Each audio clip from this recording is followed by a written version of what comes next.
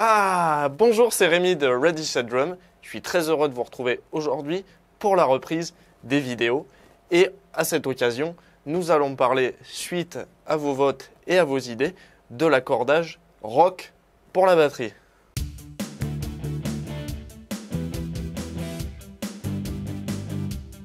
Au cas où vous n'auriez pas vu ma précédente vidéo, je demandais à tous les abonnés à la chaîne, et j'espère que vous en faites partie, des idées pour les futures vidéos à venir. J'en profite pour vous dire un grand merci si vous avez participé à ce petit sondage sous la vidéo. Si vous avez des idées de contenu que vous n'avez pas encore vues sur la chaîne et que vous ne m'en avez pas encore fait part sous la vidéo, eh bien allez-y de suite, ça me sera vraiment utile. Et revenons à nos moutons.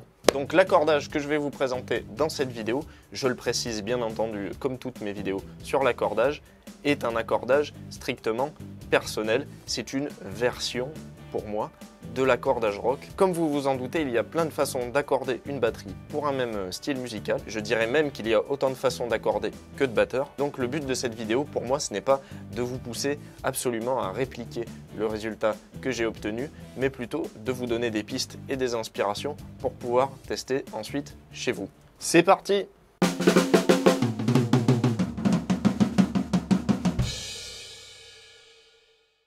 Et le premier élément que nous allons examiner en détail, ce sera la caisse claire.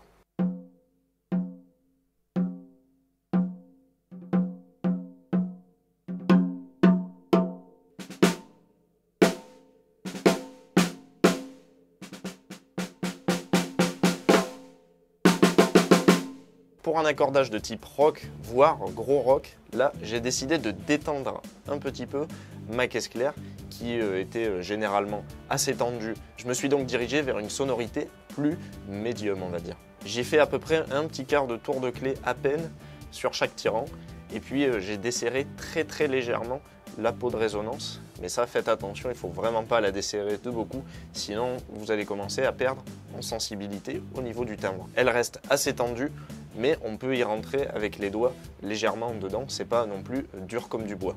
Au niveau du timbre, je l'ai laissé assez tendu, mais là encore, pas tendu à fond non plus, au risque d'étouffer la peau de résonance et d'avoir un son vraiment étriqué de type quasiment timbale. Le but du jeu, c'est que ça respire quand même un petit peu et puis qu'on ait un petit peu de texture. Faut que ça soit un peu gras quoi. Pour mater un petit peu les harmoniques, moi j'ai pris ce que j'avais à disposition, mon fameux scotch fluo de chez Tesa. Comme vous pouvez le voir, j'ai apposé seulement deux petits bouts de part et d'autre du logo Evans. Ça a suffi à simplement supprimer l'harmonique un petit peu gênante qui demeurait sur cet accordage. Et ça nous permet de préciser un petit peu mieux le son et ça passera mieux dans un mix général.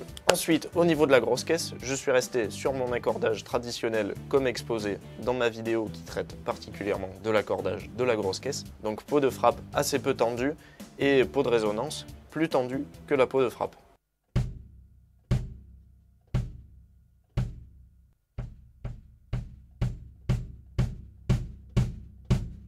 Comme vous allez le voir sur la vidéo, là aussi, j'ai simplement ajouté sur la peau de frappe un petit morceau de mon scotch préféré pour là aussi essayer de mater un petit peu le rendu. C'était avant tout un petit test parce que c'est vraiment une correction mineure et j'ai pas fait de test avant-après pour voir la différence, mais je suppose qu'elle est vraiment minime.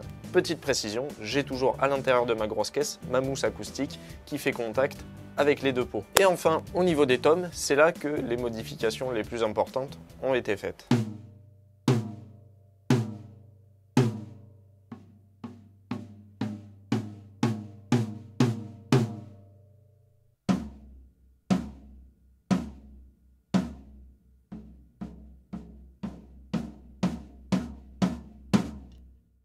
Là, l'idée et le but sonore recherché, c'était vraiment de répliquer, ou enfin d'essayer, hein, on va rester modeste, un tome de dimension 13 et un tome basse de dimension 16 environ. N'ayant pas de dimension de tome différentes à disposition, j'ai essayé évidemment de faire avec ce que j'avais et je vous encourage à faire de même. J'ai donc pas mal détendu les peaux de frappe des deux tomes pour essayer vraiment de récupérer du bas et du gras.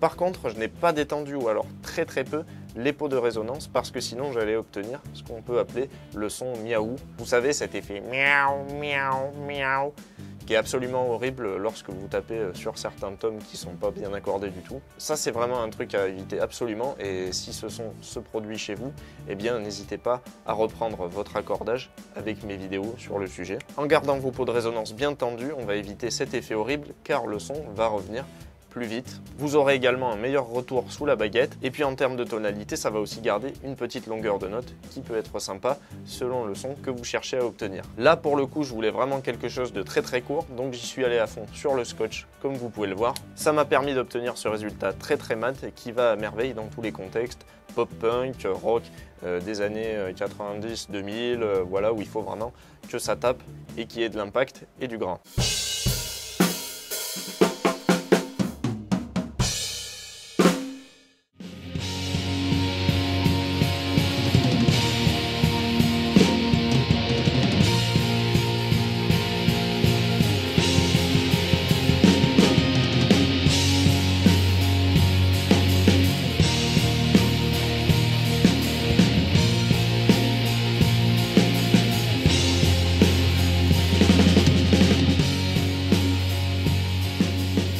Avant tout, je vous conseille de faire des tests chez vous, car tous les bois et tous les fûts ne répondront pas de la même manière. Et ce qui marche chez moi peut ne pas fonctionner exactement de la même manière chez vous, avec votre batterie, vos fûts et votre pièce. J'espère que cette vidéo vous a plu et qu'elle vous aura été utile. N'hésitez pas, si vous avez des questions, à me les poser comme d'habitude dans les commentaires. Si ce n'est pas déjà fait, n'oubliez pas de vous abonner et de mettre la petite cloche qui va bien. Je vous remercie pour votre attention et puis je vous dis à très bientôt dans une prochaine vidéo.